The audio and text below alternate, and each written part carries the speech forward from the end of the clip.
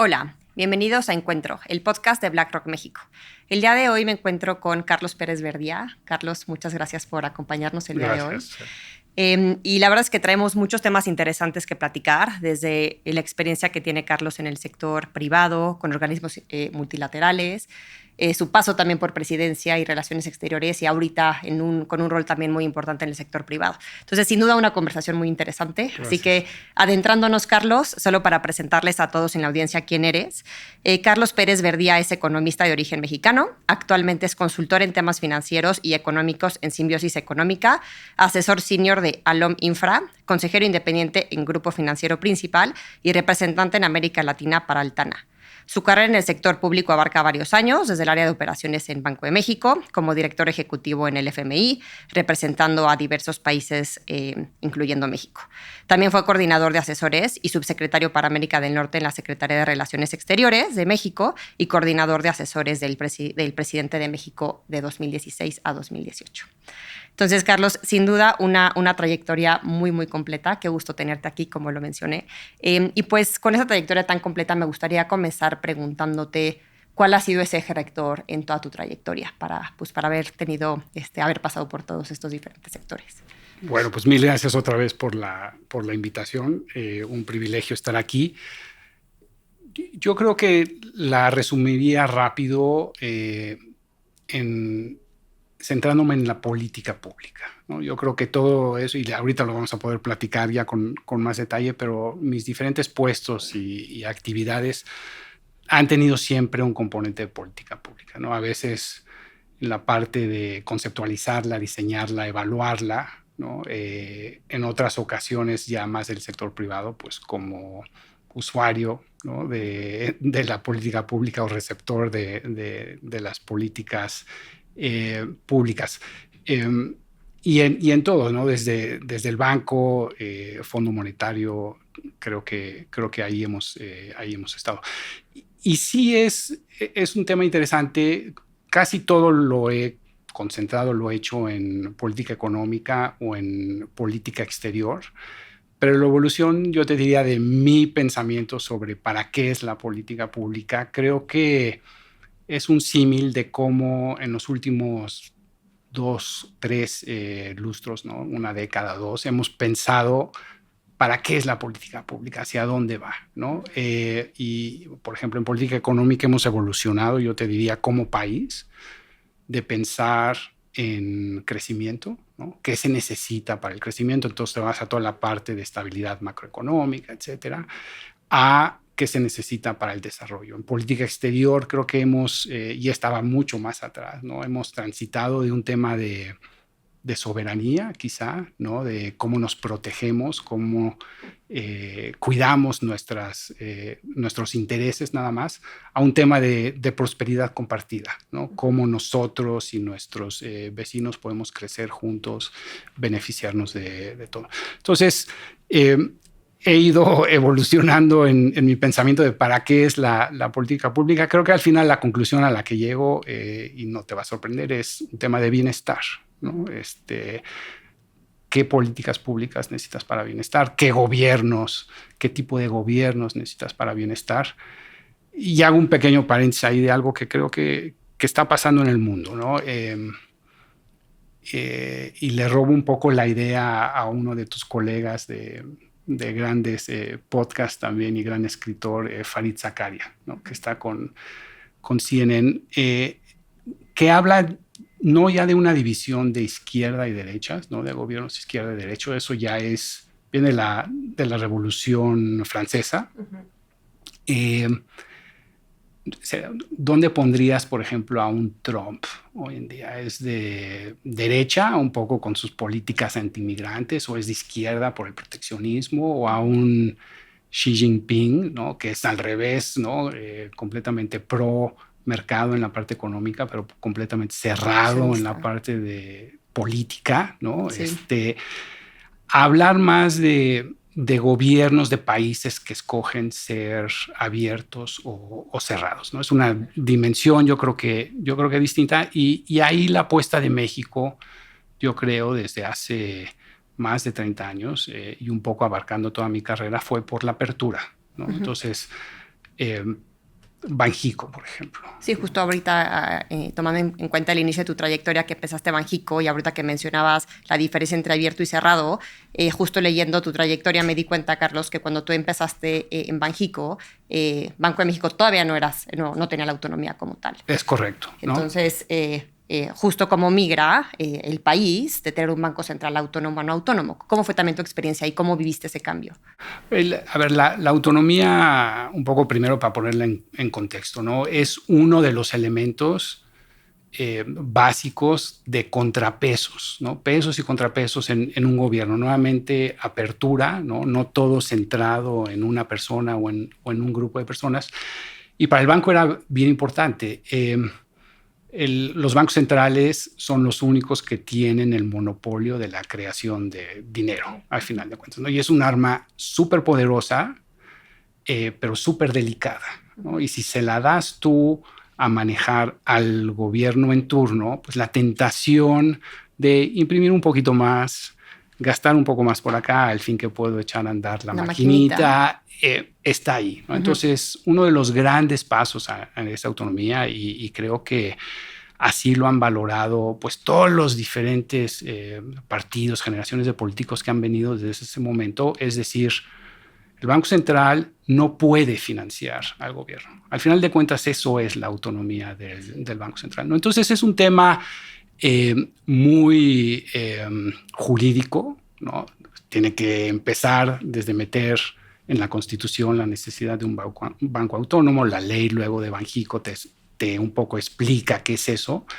Pero, digamos, entonces, pero esa parte jurídica pues tiene implicaciones bien importantes para el banco, para el área operativa financiera, sobre todo, que fue en la que yo estuve. Y de ahí se derivan un chorro de cosas, ¿no? También yo te diría con el tema de apertura. Por ejemplo, en política económica, una de las grandes decisiones también que se toma en ese momento es el de tener un tipo de cambio flexible, ¿no? O sea, hoy en día no nos podemos imaginar estar en un momento... Sí. Exacto. O sea, déjate un banco central autónomo, un tipo de cambio en donde, al final de cuentas, el que tomaba todo el riesgo de la apreciación o la depreciación cambiaria era el gobierno o el Banco Central. Claro. ¿No? Pues hoy en día estamos o no cómodos con un tipo de cambio de 17. Pues algunos sí, algunos no. Si a mí me gusta a 17 y me gustan mucho las tasas a 11%, pues está sensacional y voy a estar invertido aquí. Hay quienes pues quizá prefieren no porque lo ven riesgoso o porque prefieren invertir en otro país.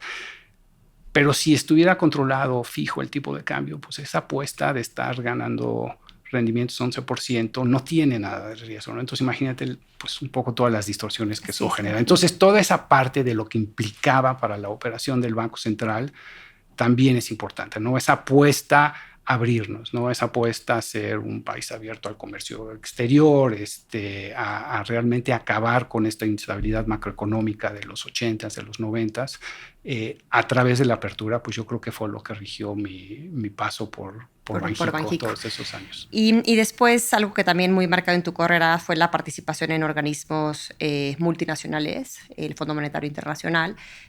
Justo esta discusión de una economía abierta, cerrada y la implicación que este formato de economía o de modelo económico tiene en el bienestar, ¿también lo ves muy ligado a las políticas que trata de implementar organismos multinacionales como el fondo? Sí.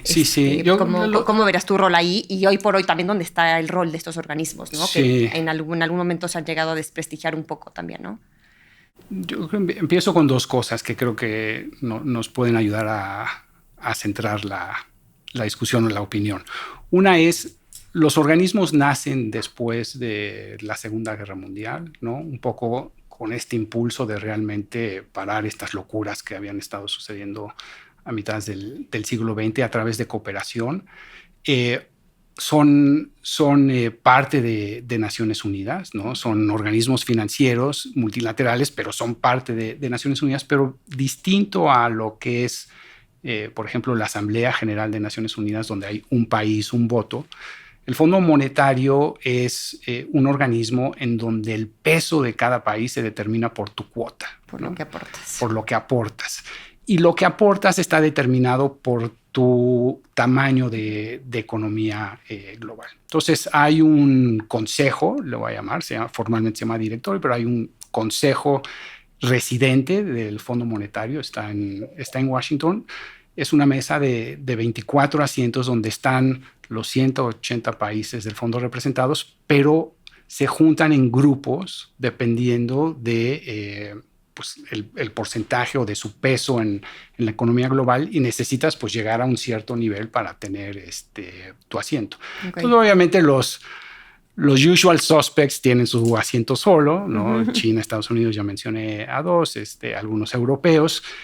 México tiene un asiento que comparte de forma bien interesante pues, con nuestros vecinos de América Central, con España, con Colombia. Entonces le da una dinámica bien interesante y se vuelve también, para regresar a este tema de la apertura, se vuelve también una posición desde la cual aportas al mundo globalizado, ¿no? A este concierto de naciones, pero al mismo tiempo recibes, ¿no? Y en el caso de México, hoy en día, por ejemplo, somos uno de los pocos países que tenemos esta línea de crédito flexible del Fondo Monetario, ¿no? Es un reconocimiento a que llevas muchos años haciendo las políticas fiscales, monetarias, económicas adecuadas, el reconocimiento de que si algún día pues, te toca lluvia, te va a acceder algo de financiamiento, pues porque fue una tormenta que no estabas anticipando, pero que te reconoce el comportamiento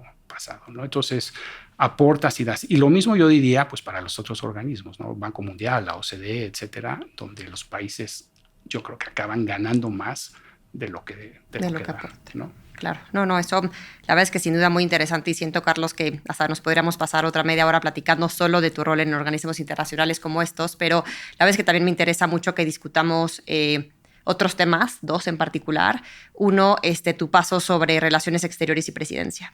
Hoy estamos en un año electoral muy importante a nivel global, y sobre todo pues tenemos elecciones en México en unas semanas, en Estados Unidos más hacia finales del año, y sin duda algo que está en el centro de la discusión, sobre todo en Estados Unidos, es el tema de migración. Si bien las políticas económicas y sociales de Trump y de Biden son un poco más conocidas, en el tema de migración es donde hay un poquito más de contraste. Y eso le afecta pues directamente a México, ¿no? Incluso en los debates que hemos escuchado presidenciales han hecho mucha mención sobre este tema. Y tú, con tu experiencia, quisiera preguntarte cómo ves evolucionando este tema. Yo creo que ahí es una de las grandes áreas de oportunidad y que no hemos sabido explotar o concluir al final de cuentas, ¿no? Estados Unidos de forma muy pragmática, México igual, los dos decidimos unirnos económicamente, tenemos los tratados, está Canadá involucrado, una gran dependencia de ambos países, ¿no? Al bienestar económico, ¿no? Hay un comercio internacional, como sabes, de los más grandes del mundo.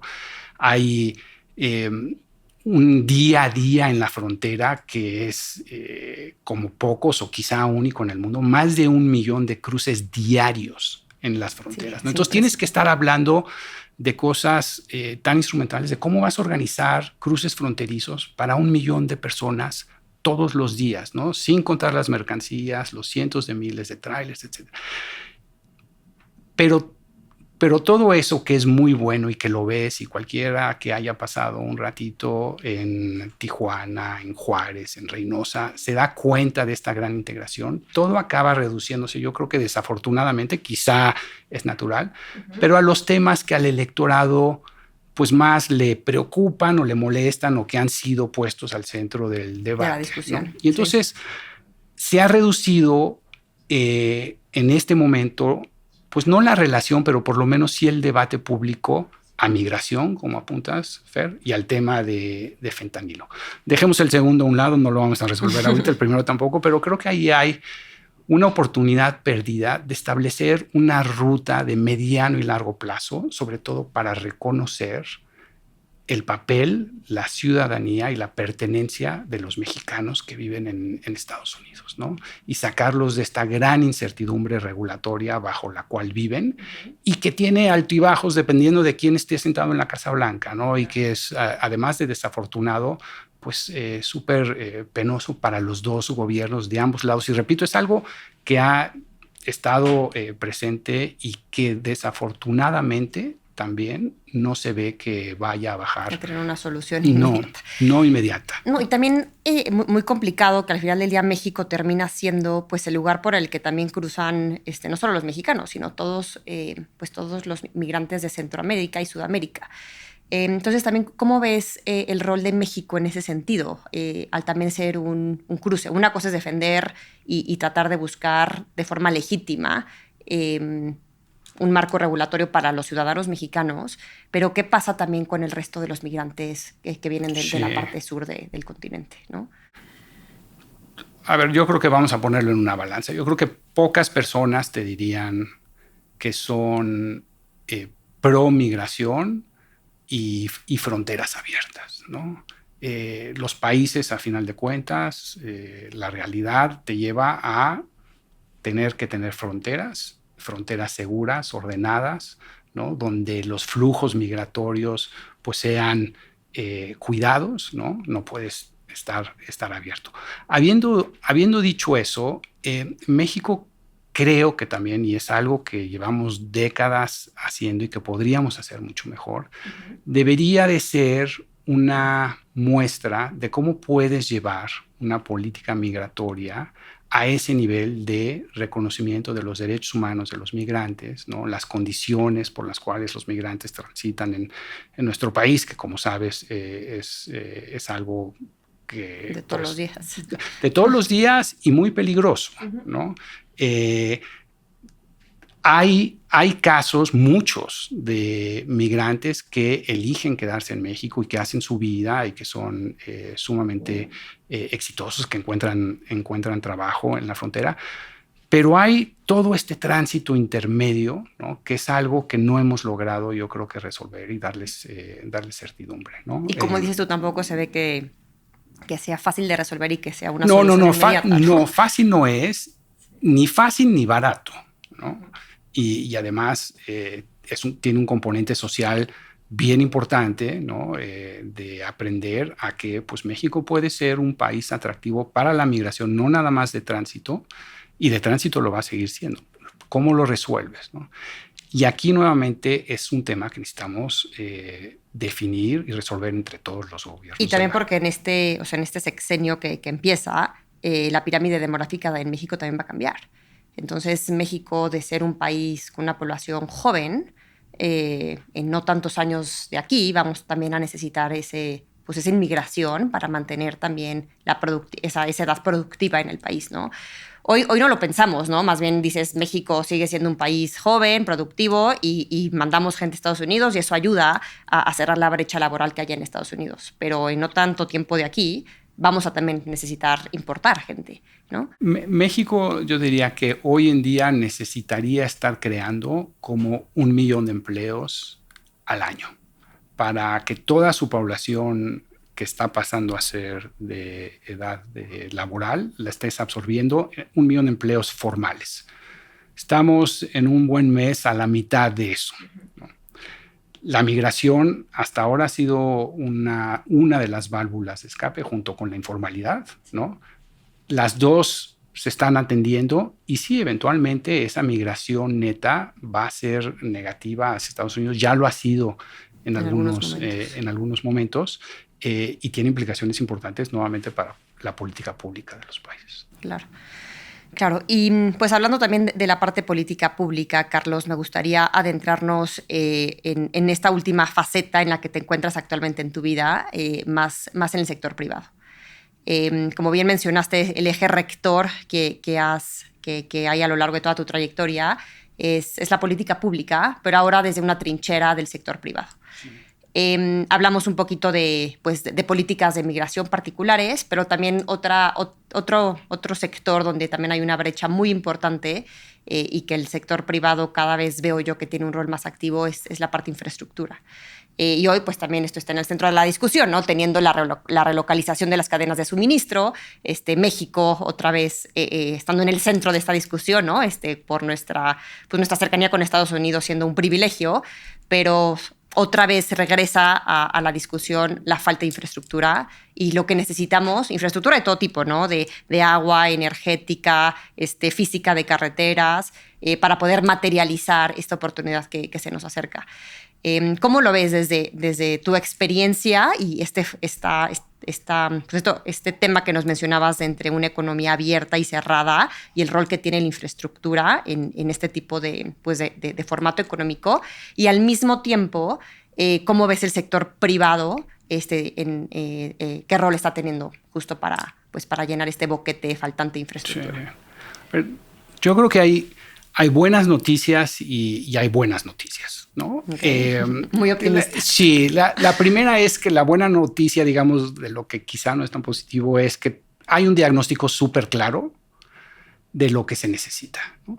Todos estos sectores que mencionaste de infraestructura, ¿no? Agua, transporte, conectividad aérea, energía, todos esos los puedes mapear de alguna forma u otra, y voy a regresar al tema multilateral, a los objetivos de desarrollo del milenio, ¿no? Están claramente mapeados y, por ejemplo, la OCDE ha hecho un gran ejercicio de ver cuánta infraestructura necesitaría México para estar cumpliendo con esos objetivos. Nuevamente estamos hablando hasta ahorita nada más de bienestar de la población, ¿no? No quién la construye, cómo la construye, quién tiene los rendimientos. Necesitas infraestructura. Y estamos a la mitad de lo que se necesita para cumplir esas metas. Nada más de infraestructura, nada más México, necesitaríamos como $50,000 millones al año de inversión en infraestructura. La que sí es más buena noticia es que creo que en todo este proceso de apertura que hemos recontado, hay los elementos para poder llegar a esos números, ¿no? Son muy grandes, pero no nos hemos metido, y ustedes en BlackRock lo conocen muy bien. Todo el tema que se ha hecho de la institucionalización del manejo de ahorro y de los recursos de diferentes tipos de personas, ¿no? Desde los fondos de inversión hasta las Afores. Y en particular, las Afores para México van a jugar cada vez más un papel determinante en lo que es la evolución de este desarrollo económico, ¿no? Hoy estamos hablando que tienen activos bajo administración alrededor de 15 puntos del PIB. De aquí a 2030, lo que acaba este próximo sexenio que estamos platicando, van a duplicar la cantidad de activos bajo administración. Y entonces, ¿hacia dónde se van a ir esos activos? Y un lugar que es natural por el perfil de estos fondos de pensiones, ¿no? Que son de inversiones de largo plazo, por una relativa aversión al riesgo, ¿no? Requieren mucho menos fluctuaciones, que esté mucho menos correlacionado con el ciclo económico, con el ciclo financiero, ¿no? Que necesitas rendimientos estables, flujos, cupones mucho más certeros. La infraestructura te cumple con todo eso, ¿no? Y una prueba de ello es, yo creo que la gran apuesta que acaba de hacer BlackRock también, ¿no? en ese sentido. A mí algo que me preocupa, Carlos, que si bien coincido contigo en esto, es que también las inversiones en el sector de infraestructura también son muy sensibles a un cambio en el marco jurídico o en el cambio también de gobierno. Lo hemos visto, ¿no? Un gobierno que apunta mucho a implementar políticas de transición energética, el siguiente gobierno es completamente lo contrario, y si tenías una inversión ahí a 10, 15 años, pues ya no logras materializar los apoyos que ibas a tener de un gobierno que ahora cambia sus prioridades. Entonces, a mí esa parte de esa sensibilidad o vulnerabilidad que pudieran llegar a tener los proyectos de infraestructura, que muchas veces están ligados mucho a permisos, a apoyos que el gobierno te da,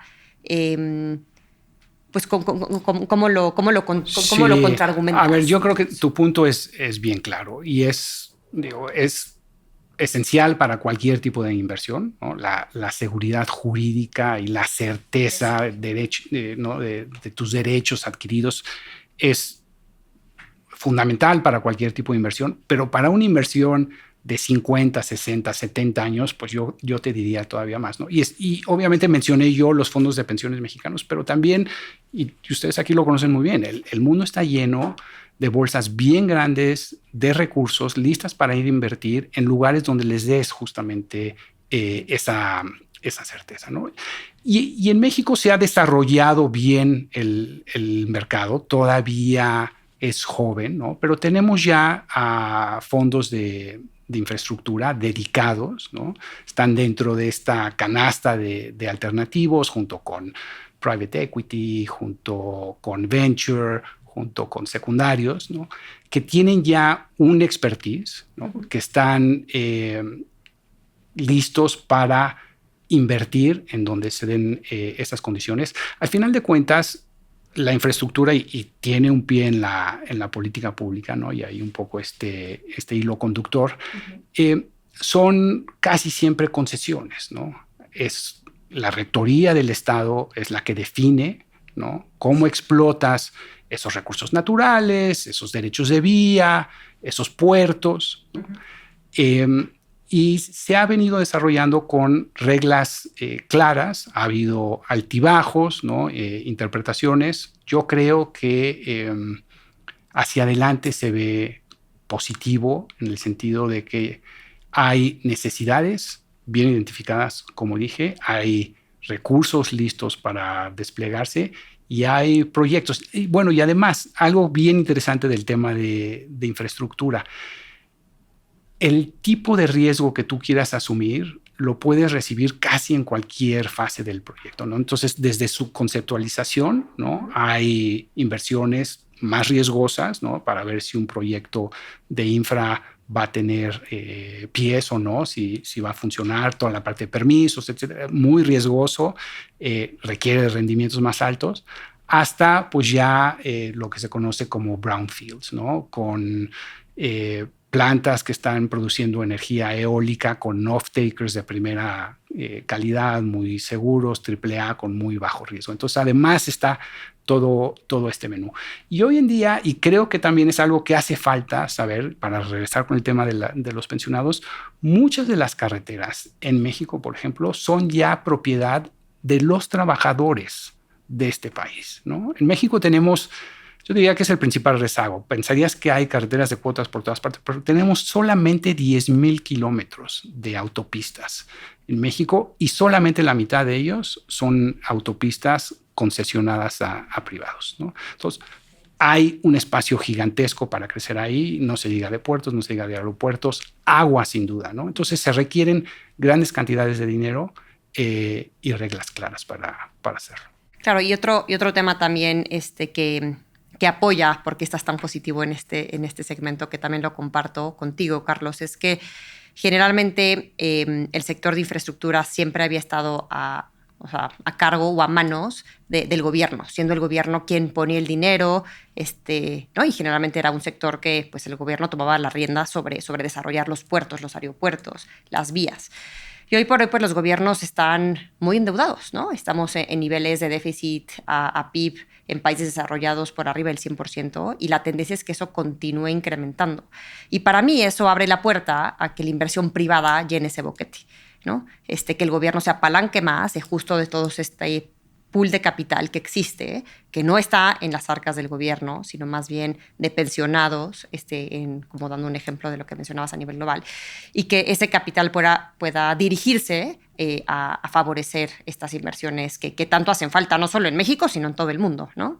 Sí, a ver, completamente cierto, ¿no? Creo que los mercados...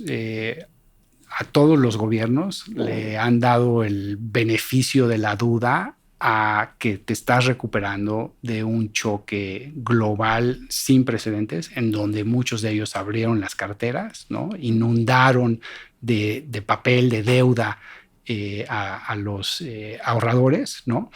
Y estamos viendo lo difícil que es regresar a niveles, ¿no? De mucho más estabilidad, ¿no? Tú hubieras pensado que los bancos centrales en Europa, en Estados Unidos, ya hubieran bajado tasas a estas alturas, pero pues a final de cuentas hay mucho papel allá afuera, a final de cuentas se inyectó mucho dinero, las inflaciones siguen altas. México no está dentro de ese cajón, ¿no? Pero necesita, como cualquier país emergente, portarse mucho mejor, ¿no? Claro, Cuando términos relativos. En términos relativos lo tienes que hacer, ¿no?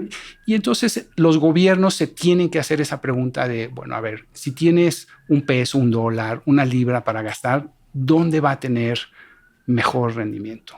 ¿Puede el sector privado hacer algo igual de bien que tú o mejor?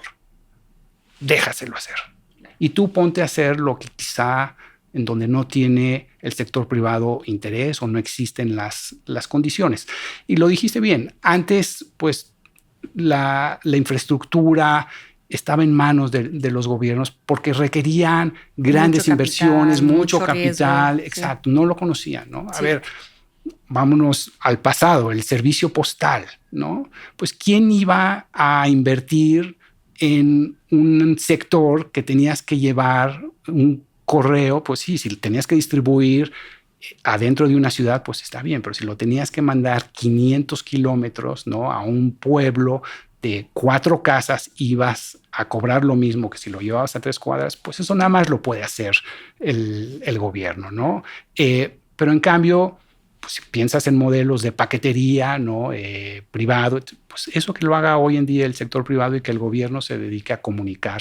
Y podríamos hablar de telecomunicaciones también muchísimo. Día, ¿no? Y eso también va muy ligado a lo que mencionabas, Carlos, de permitir esta inversión privada para desarrollar infraestructura que es tan necesaria, solo lo puedes encontrar en estos países que tienen un modelo abierto y que permiten inversión, ¿no? Inversión ya sea pues, interna como inversión extranjera que venga a participar, ¿no? Entonces, en ese sentido, pues México está bien posicionado también para capitalizar eso, porque pues hay muchos otros países que son mucho más renuentes a tratar de recibir esa inversión, sobre todo privada, ¿no? Y esto pues también va muy ligado a lo que mencionabas, que hoy pues el objetivo es buscar el bienestar, ¿no? Ya para cerrar, ya que estamos sobre el tiempo, Carlos, una última pregunta. Digo, ya mencionamos la necesidad del desarrollo de infraestructura en México para capitalizar el bienestar. ¿Dónde más ves que hay áreas de oportunidad en México, además de infraestructura, para poder capitalizar tanto las oportunidades de nearshoring, que eso va muy ligado a incrementar el bienestar, pero identificas algún otro sector que debamos de estar platicando? Sí. A ver, nos fuimos de ser un país concentrado en la producción de materia prima, ¿no? Obviamente petróleo, a ser un país manufacturero, a ser un país manufacturero de alta calidad. Estamos bien, pero están pasando por lo menos 2 cosas en el mundo en donde yo creo que necesitamos empezar a ver cómo nos vamos a subir a ese tren. Uno tiene que ver con todo el tema de inteligencia artificial, ¿no? Cómo vamos a usar, y ahí es más un tema, no necesariamente, aunque sí, que se desarrolle algo aquí, pero cómo vas a utilizar esas herramientas, cómo te vas a subir a esa ola. Y la segunda, y lo voy a ligar un poquito al tema de infraestructura y energía, todo lo que tiene que ver con proyectos para luchar contra el cambio climático, ¿no? Todo lo que es clean tech, que se está desarrollando y está creciendo, pues sí, en los centros, ¿qué pensarías, no? En San Francisco, en Boston, en Londres, en Berlín, ¿no? Hay compañías, startups que están sacando grandes soluciones de lucha contra el cambio climático. Uh-huh. México debería de participar también en generar algunas de estas cosas, sí, pero yo veo pocos países tan bien posicionados para que estas tecnologías sean un landing path, ¿no? Aquí tenemos el sol, aquí tenemos el viento, aquí tenemos la plataforma exportadora, aquí tenemos las grandes empresas que son capaces de adoptar tecnologías, probarlas, reducir sus emisiones de carbono, bajar su huella, ser mucho más limpias. Entonces, esos 2 sectores yo creo que es donde hay muchísimo y donde la política pública nuevamente debería de estar apuntando. Exactamente. Pues muchísimas gracias, Carlos, por tu tiempo. Sin duda muy interesante todo lo que conversamos y igual te estaremos invitando más adelante para seguir discutiendo y ver cómo han evolucionado estos temas. Muchísimas gracias. Con mucho gusto, Fer. Gracias. Gracias.